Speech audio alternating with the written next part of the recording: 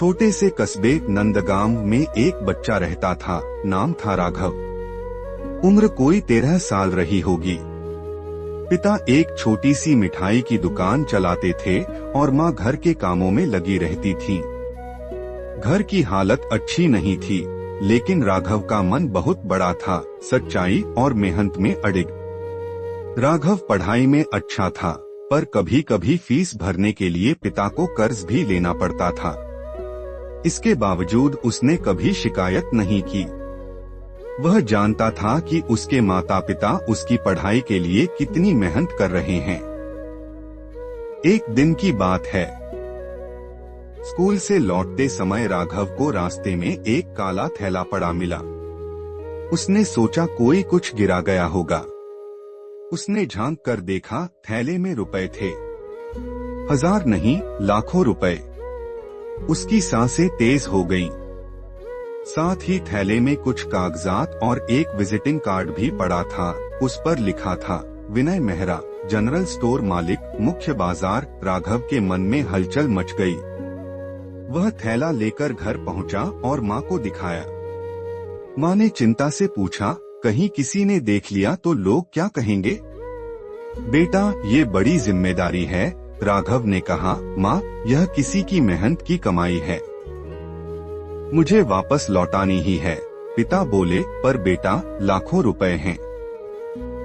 सोचो, अगर तुम ये रख लो तो तुम्हारे स्कूल की सारी फीस भर जाएगी, हम नई दुकान भी खोल लेंगे। राघव चुप रहा, फिर मुस्कुराया और बोला, पापा, अगर मैं ये पैसे रख लूं तो मैं भी गलत लोगों की तरह हो जाऊंगा।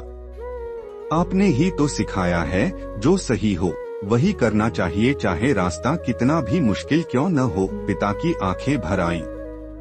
उन्होंने राघव के सिर पर हाथ फेरा और कहा, तू सही कहता है बेटा। चलो चलकर इस थैले के मालिक को ढूंढते हैं। तीनों विनय मेहरा की दुकान पहुँचे। विनय जी बेहद परेशान बैठे थे। दुकान में सन्नाटा था। जैसे ही राघव ने थैला उनके हाथ में दिया, वे चौंक उठे। कागज और रुपए देखकर उनकी आंखों में आंसू आ गए।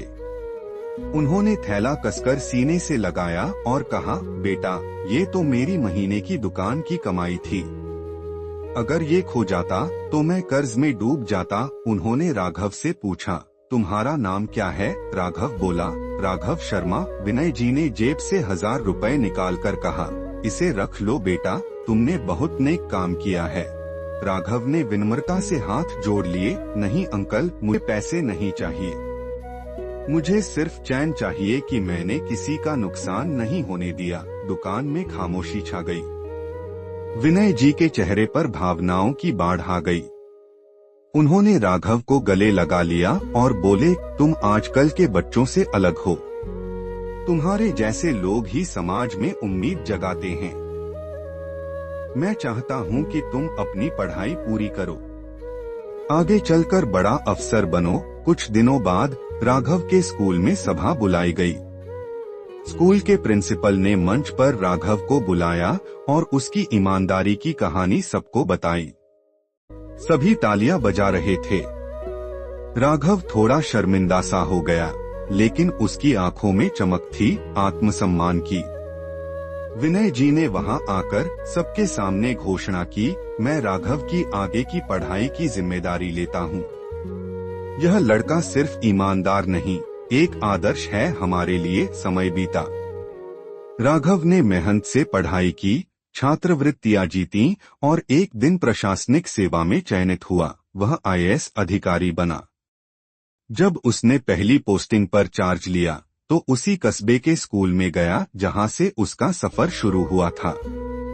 वहां खड़े होकर उसने बच्चों से कहा, मैं भी तुम लोगों की तरह एक मामूली लड़का था, पर एक सच्चे फैसले ने मेरी जिंदगी बदल दी। अगर तुम्हारे पास कुछ है जो तुम खुद कमाए बिना पा रहे हो तो वो बोझ है, लेकिन जो तुम ईमानदारी से अर्जित करते हो वो सम्मान है।